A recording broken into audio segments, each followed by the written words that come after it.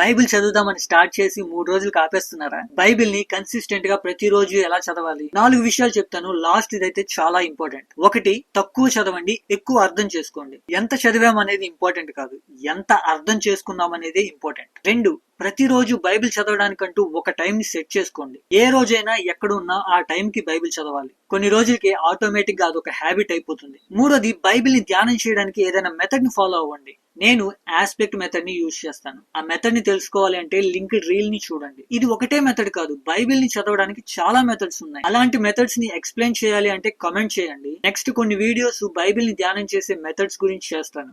Last and important, Bible ని consistent గా చదవాలి అంటే డోంట్ స్కిప్ ట్వైస్ అనే రూల్ ని స్ట్రిక్ట్ గా ఫాలో అవ్వండి. ఈ రూల్ ఏంటంటే ఎట్టి పరిస్థితుల్లో వరుసగా 2 రోజులు బైబిల్ చదవడం ఆపకూడదు.